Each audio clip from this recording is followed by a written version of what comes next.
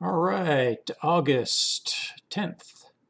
Got our statement, our monthly statement here. So we're going to go down through this. I want to show you if you actually had short positions, this is what this might look like.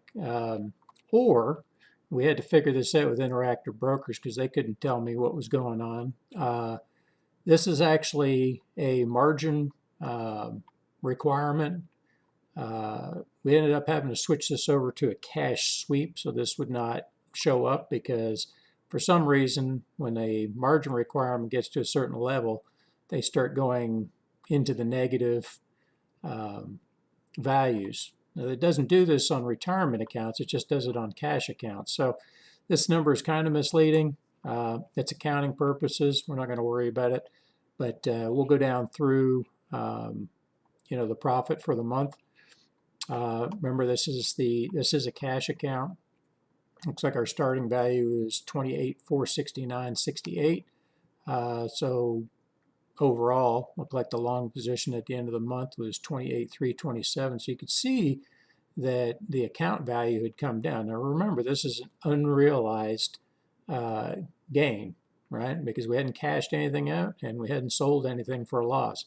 This is not a loss, and I'll show you down here because if you had a loss, it would show up in your realized it would show up in your realized loss column. So we'll go down through this. Right here we have 69.33 in the dividends, and so this is what we're after, right? Dividends first, and then secondarily is our trading profit, so 197.76. So if we add both of these up, what do we come to? Got this written down here. 267.09, or yeah, 267.09. It's hard with a mouse, but if we divide this up, we come to 0.938%.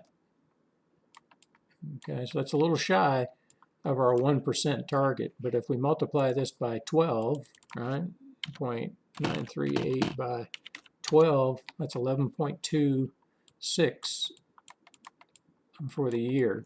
So not a bad take if we can just hold it there, but our goal is 12% for the year.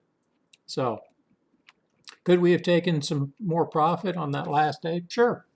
But when we're this close, there is a trend going here. We can see that we're constantly going lower and lower. What that's telling me is the market is running out of gas, right? It's not allowing us to purchase any more, and it's the amount of the dividends will start going the other way. Once it actually starts to come over the top, what will end up happening is you reach the top, it'll start coming over, and then your dividends will start accelerating again because you're buying on the way down. Now, where you're buying on the way down all has to do with the strategies that we teach. So, knowing that, you're gonna top out here. I think we're somewhere around here right now. This is just my opinion. I don't have anything to go on, but just years of experience. When we see this start to come down, you're going to see this value start to go up. The dividends go up, and of course, if the market's coming down and you're not shorting, all you're doing is pulling in. You'll see zeros down here. Maybe you see one or two that will close out on the way down. The markets just don't go straight up and down.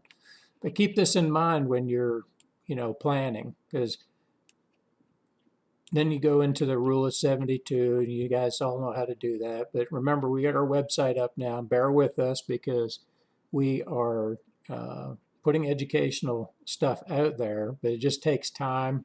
I'm doing this all myself. I tried to hire some people out to do it, but they just, for whatever reason, couldn't get it done or didn't know what they were doing. So we'll just do it ourselves, do it right. If you take a look at it, it's at dividendcollectionteam.com.